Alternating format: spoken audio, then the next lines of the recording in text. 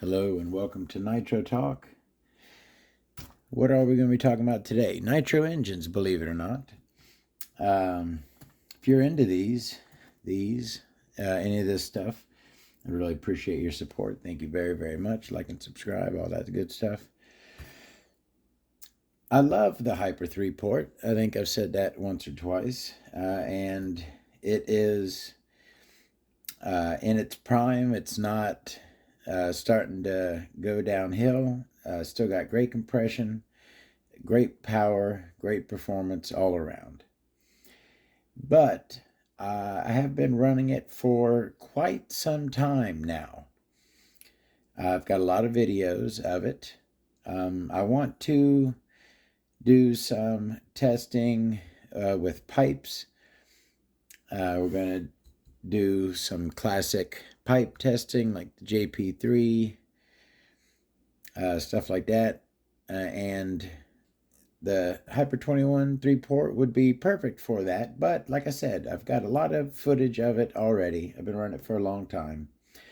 I think it's time to pull her out and let her rest for a bit and put a different engine in the old Hyper 7 here.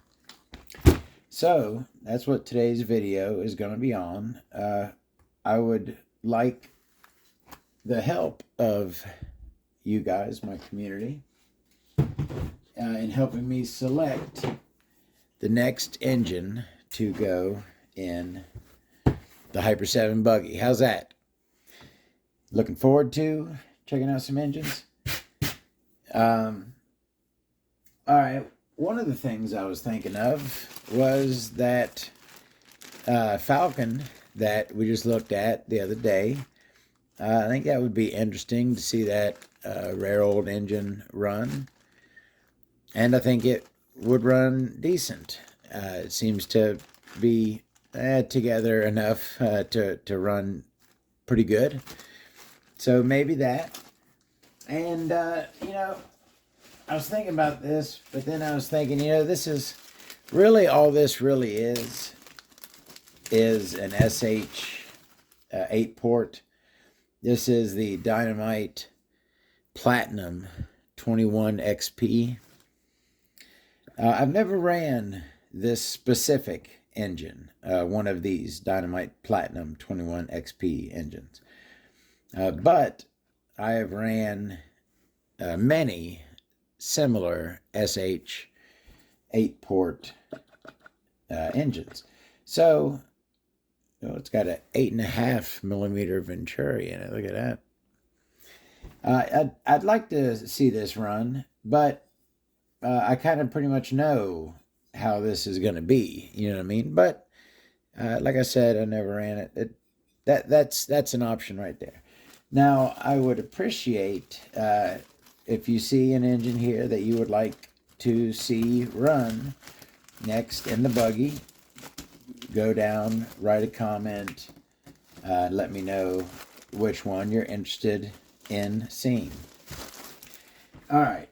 Let's go ahead and, while we're on that note, let's go ahead and talk about these real quick. Now, I bought 2 of these specifically so I could put one in the collection and run one. So I bought this engine to run. So I will be running this engine at some point. Would anyone like to see the SH21, the PT 2010 XB HCP is the name of this engine. I call it just the HCP. So if you want to see this one, you can just put HCP or the SH HCP, whatever. I did tear this engine apart on the channel, and looks great inside. Oh, it's got that. Oh man, am I gonna do it? Oh, I got a Traxxas carb right there. Okay, I had this Traxxas pulled out the other day to measure that con rod. I think there's a carb in here. Yes, there is a carb in here. For those of you who haven't seen this, I did this a long time ago. I'm just going to real quick. Let me take that off of there. All right. SH composite carburetor. Look at that weird bolt on the end of that right there. SH composite carb.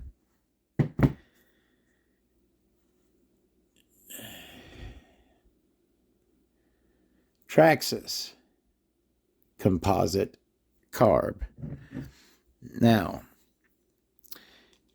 look at the color of the plastic. It's a little bit off, but this ain't black. It's a dark gray. Look at those. Look at those two. And on the back side, the screw humps right there. I mean, there are similarities, is what I'm saying. Ribbed section. No, there's no boot on that one. But anyways, that's what I. There's no other. That's let me say that real quick. There's no other carbs other than these two that have that bolt there. Whatever that means is whatever that means. That's what I'm trying to say. Sorry, I got sidetracked there. All right. So, HCP definitely will get ran someday. Maybe next. What do you think? All right. And then, I've ran this before. I broke this in and ran it for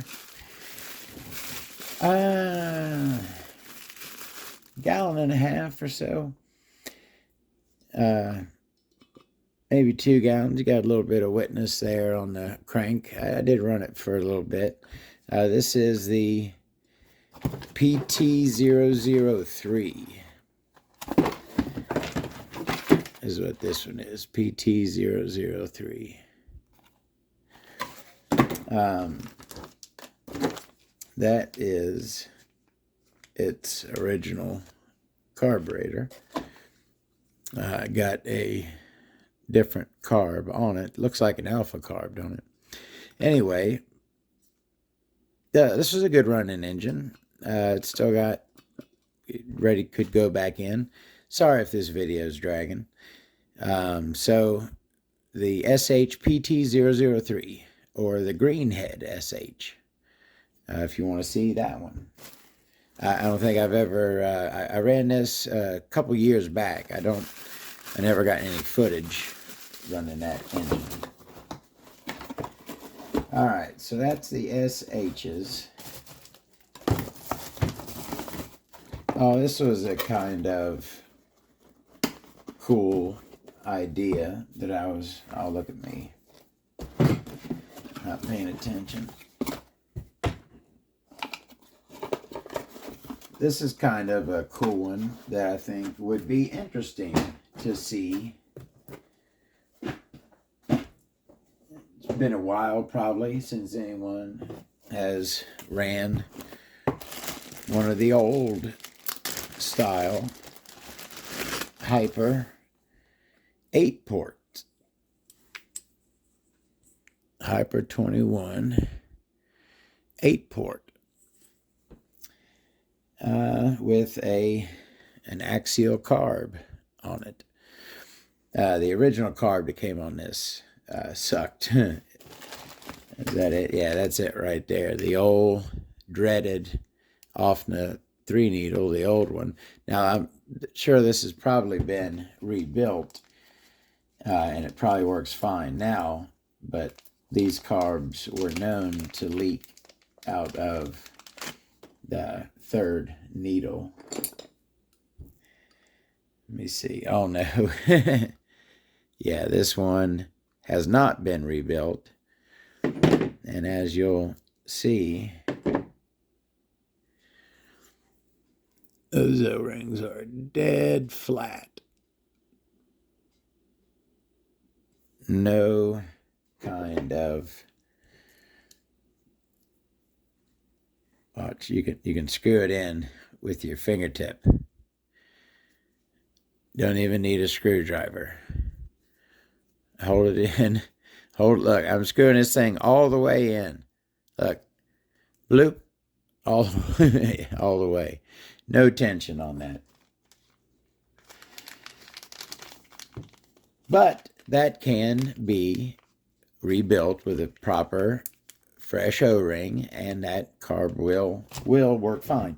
You know what? As a matter of fact, if this one is chosen, the vintage Hyper 21 8-port, I will be running it with that carb. We'll rebuild that and run it with the original carb. Old school. Now this is, I converted this. This was a pull start engine. I converted this. I actually raced with this thing long time ago, 5 years ago or so, when I first started running on a track. I ran this thing for a while. It is kind of tired, but she ain't dead yet. She's got a little bit left in her. All right, let's move on to, now I do have some footage of this. That's the thing. There's I got some footage you can look at on my channel right now of this.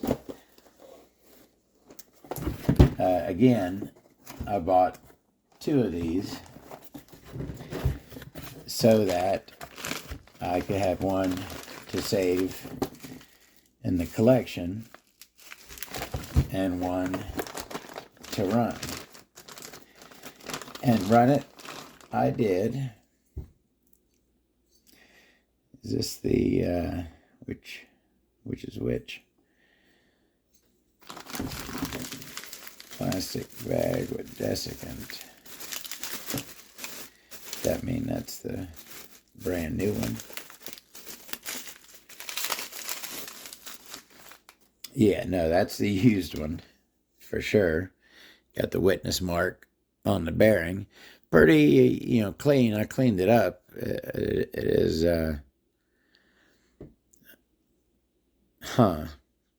looks like the better looking head. This head's kind of scratched, the one on the brand new one. I think I remember that. Anyways, so yeah, I did run this one on the channel. The old GMR P5. Ran great. Great engine. Super engine. Would you like to see it run again? Put it in the Hyper 7 and do some more GMR P5, do some pipe testing with the GMR P5, huh? What do you think about that? You could just put GMR down there if you want, or Novarossi. So I'll put, it's got a desiccant in each one, of course.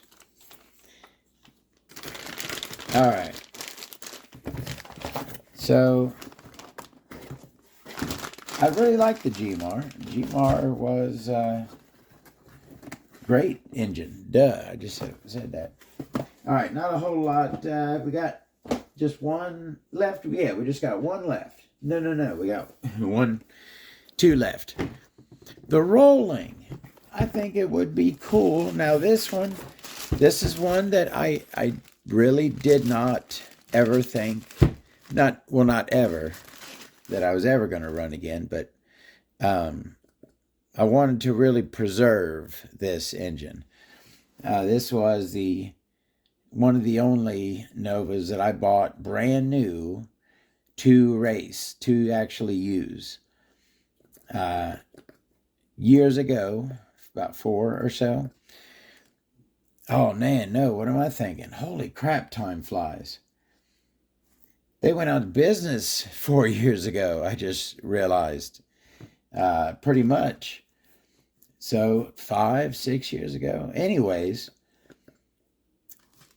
did use this for quite a bit. This thing has 4 or 5 gallons on it, I would say, safely. Ran this for a long time, and it was a great engine.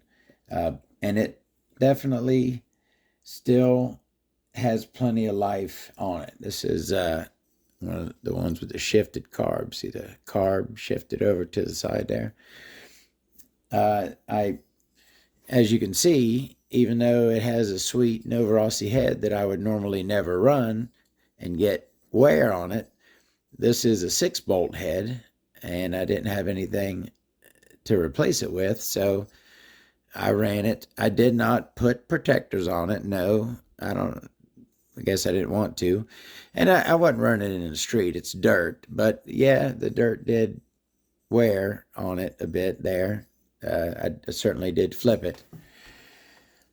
The Novarossi rolling. I would love to see this in action again. And I tell you what, if we do the rolling, I am going to put, for old time's sake, because I guarantee you these two have spent a lot of time together, I will reunite the Works Racing Power Clutch with the Novarossi rolling and have a bad mofo combo for sure. The matching purple, huh? How sexy would that look? Where's the collet?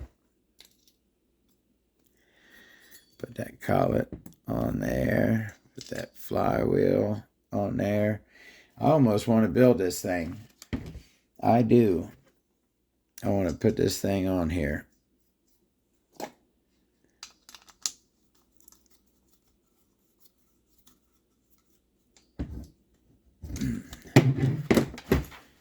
Find me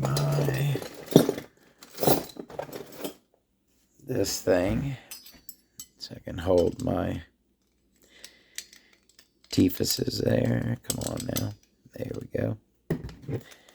And tighten this down properly.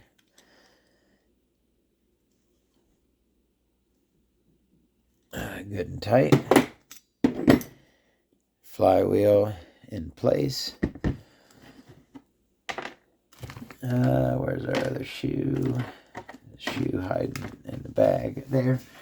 Now I'm going to show you how I set up the old Works Power Clutch. Now, I got 2 Teflon shoes and 2 carbon shoes. Of course, you do the pairs of shoes across from each other. Get that in there, and that over there. These shoes are used, but they are not worn. They have probably 90% life left. These shoes are solid gold. So on the flywheel, I sat the 4 shoes. Little something there. Now I'll take the top piece, set it right on, easy as pie, right? Looking good already. And then you got 3 springs here, a light, a medium, and a heavy. And I like to use the medium spring, which is the black one. So I'll put the spring right in there. And then all you got to do is take your little super thin nut here and thread that onto the threads. Now this will start to depress the spring. So tighten it down, and I'll show you exactly how I like it. When I get there, I'll show you. All right. So if you look, come on, so thin. Okay. All right, right here. Let me try to get you a view in there.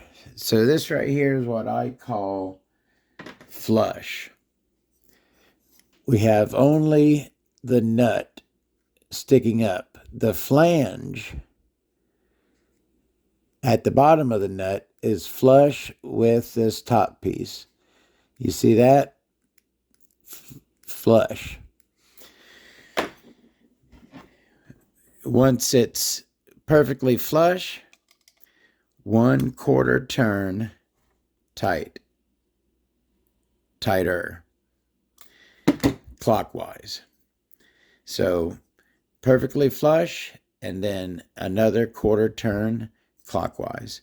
That is my perfect setup for the Works Racing Power Clutch. Now, you know what? It's been a while, and you know, I think I thought of this a long time ago, and I told myself, write that as well, write that on the instructions, but I didn't write it on the instructions. Maybe it should say right here, yes.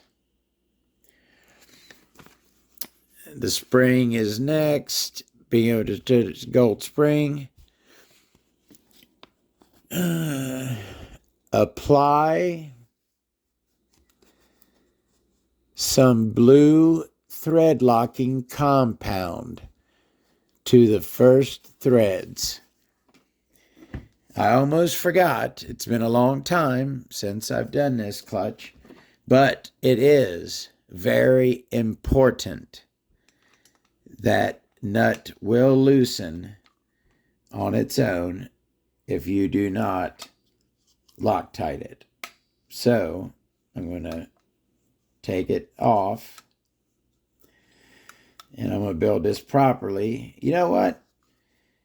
I've decided we don't need to. You know what? If you make your requests on what we're going to do after this, but no. Next thing going in is the rolling with the power clutch. I feel like running this, so that's what's going in the Hyper 3 port and in the Hyper 7 next.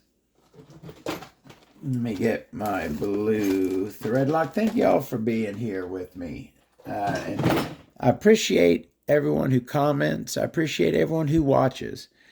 I know I say it over and over again, but y'all are an excellent community. I'm shaking this blue thread lock. Got to shake it up. All right. So I'm going to take my blue thread lock, and I think, yeah, like I said, it's been a while. I think I go ahead and set it on here. It's not going to hurt that spring. So get a little on the threads there. And then I could tighten down that nut. Let's do it again. Now, if I was doing this right, and I should be doing it right, but I'm not. to do it properly right, that both of those pieces that we just thread locked would have been cleaned thoroughly. When you're putting thread lock on something, you're doing it for a reason, and that's to keep those things together. You do not want oil on two pieces of metal that you're trying to keep together. So the proper way would have been to clean both of those pieces to make sure they were free of oil. All right. Right now, but this is going to hold. Yeah. So right now we are at dead flush, and just like last time, another quarter turn. Now we have some thread lock on there, so that is going to be great. Oh man, I cannot. I'm gonna go ahead. It's going in the Hyper 3, so I know what clutch bell I'm gonna put on it. Let me go ahead and do that, because I ordered some fresh ProTech 14 millimeter, 14 tooth, not millimeter, clutch bells. Let me go ahead and throw my works parts back in here. And you know what? Do I have my pen? Give me 1 second. I got a pen right here.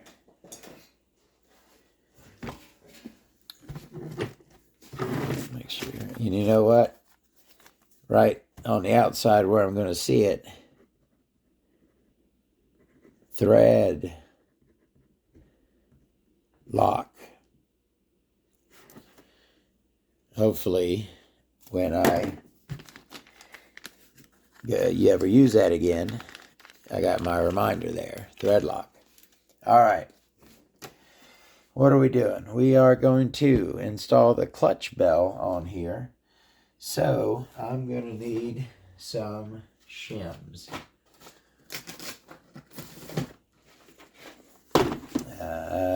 And a screw for the end of it. Now, I've been having some pretty good luck with these, and they've been lining up nice and easy on me. Let me see how this one's going to do.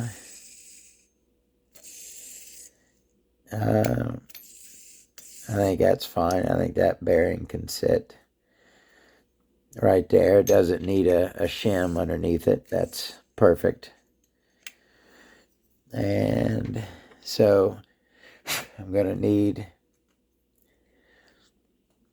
let me find my special nut with the, where would I have that? I got one handy here, trust me. Maybe in this bag.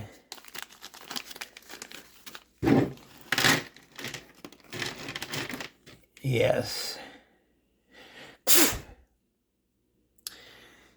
Special nut with the little thing that comes down, little, it's staggered. It's a little step down there. Let me see if are we going to get lucky and it's just going to be perfect without any shims. It happens every now and then. Don't count on it, but it's possible. Let's see.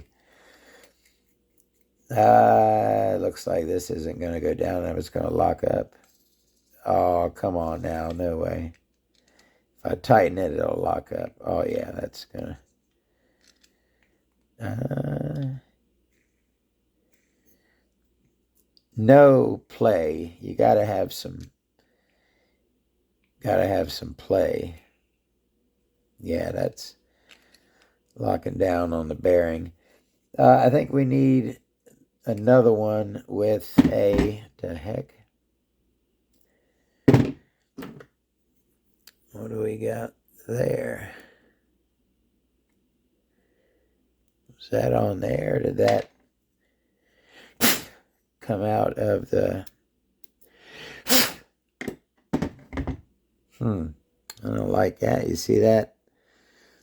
White. Was that... We just looked at this. There wasn't nothing on it a second ago, was there, or was there? Am I tripping? Are you tripping? I'm cleaning this out of here. You know what?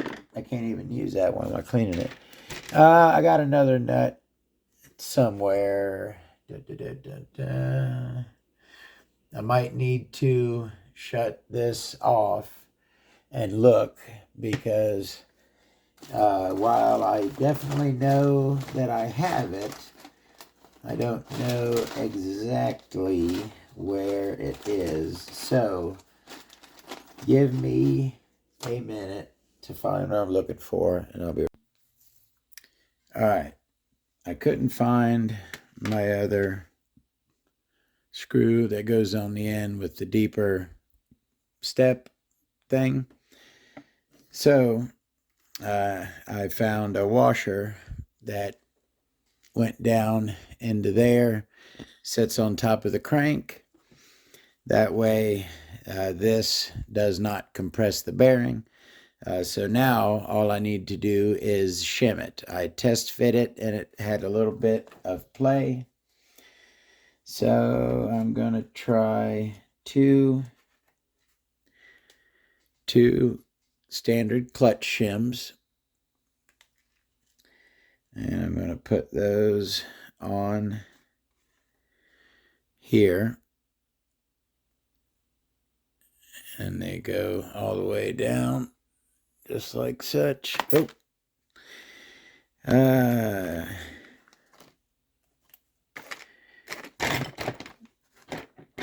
And yeah, everything went flying. There's that. Where's the other shim? Oh, well, I got another one over here. Did I drop that one? All right, two shims. 1 and 2. Another clutch shim right there. No problem. All right. Let's see how it feels with 2 shims.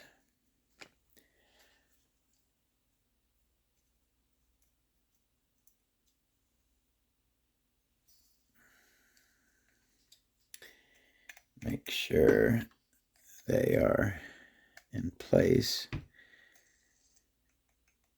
Tell you what. Okay, that'll get tight. That's about as beautiful as you can get.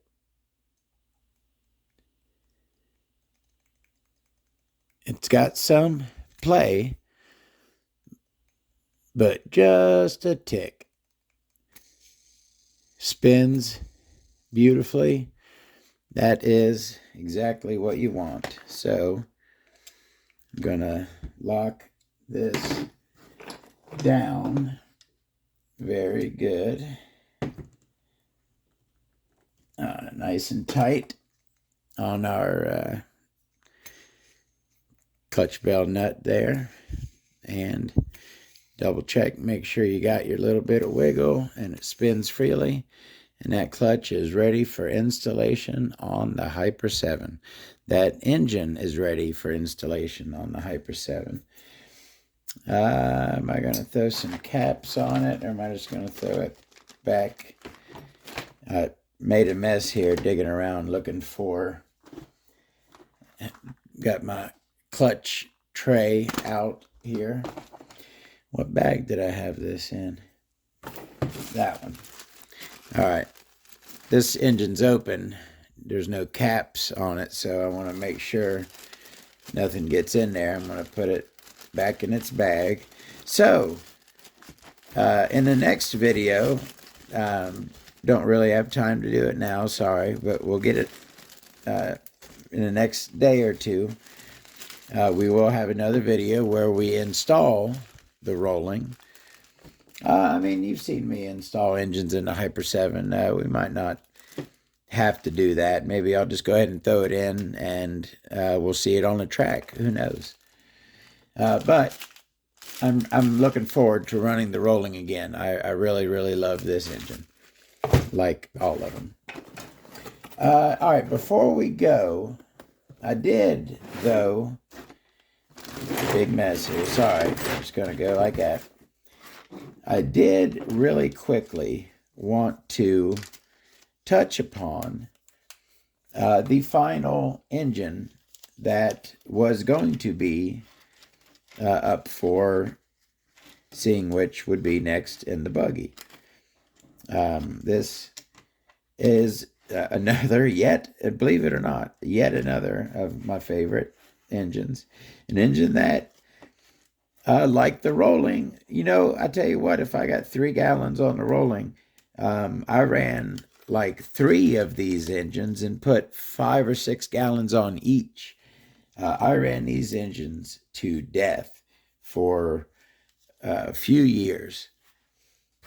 I have not ran one in a while, so I thought that it might be fun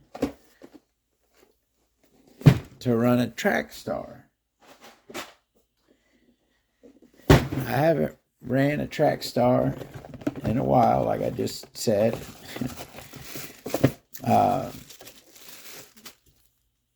That is, I used to run that Novarossi buggy head on that one. Stole the carb off of that one. Those are very, very good quality carbs on these engines. But so the idea was going to be for this, not to grab one of these old beat up Trackstars. Oh, there's that. Oh, man. I'm glad I found that. I've been looking for that for a long time. This was one of my favorite aftermarket cooling heads. Oh, the old King Heads Low Pro. Look at the shine cuts on that thing. That is that's a great looking head. Man. So that's coming off of there. Ooh, I wonder if that fits on the Hyper 3 port. Too bad I can't put it on the rolling. I'm going to be running this again soon. I'm glad I found that. That's one of my favorite aftermarket replacement heads. So the idea wasn't to grab one of these old and admittedly pretty beat Trackstars.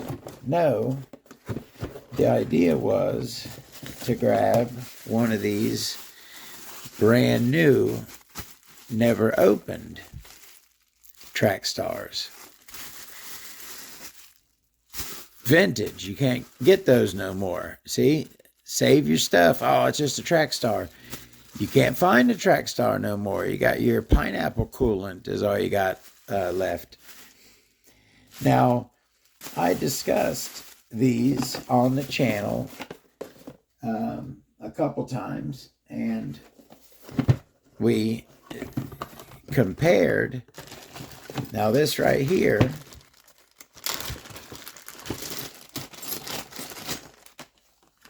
is an Alpha A850. AAF. Alpha F850.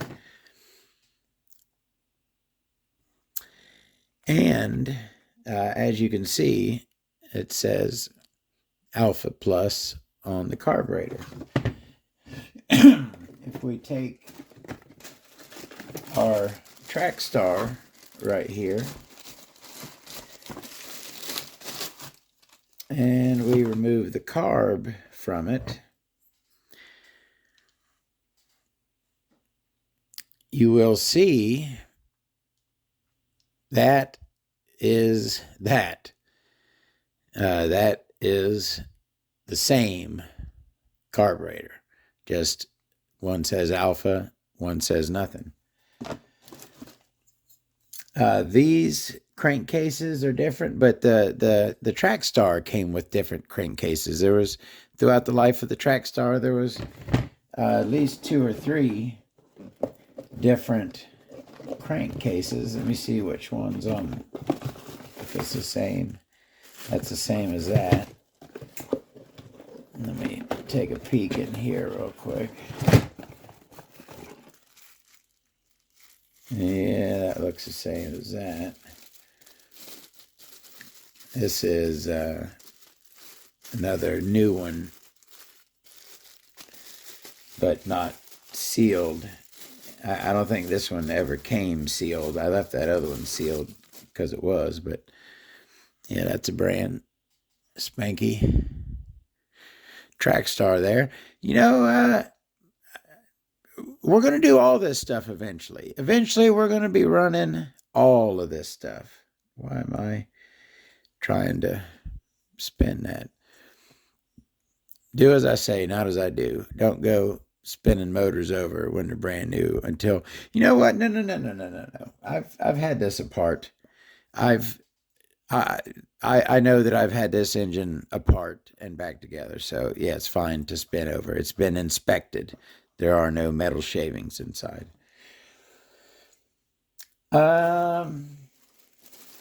So yeah, maybe, okay.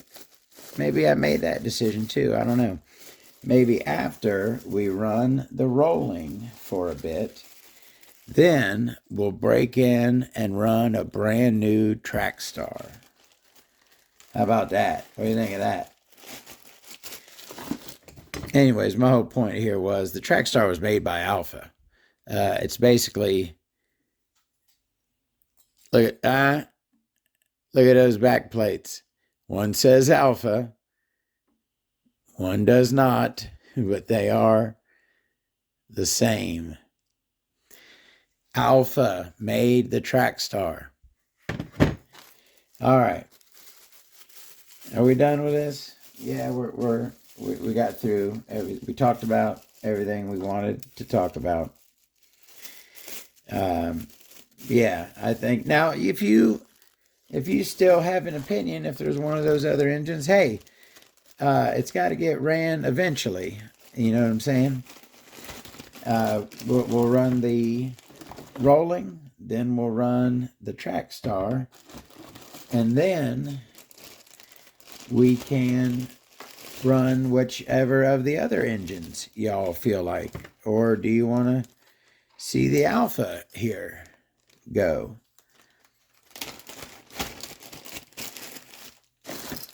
Let me know what your opinion is, what you'd like to see, if you're looking forward to the rolling, if you're looking forward to the Trackstar. I'm looking forward to the Trackstar. I'm looking forward to the rolling. Thank you very much. Have a great day. See you soon.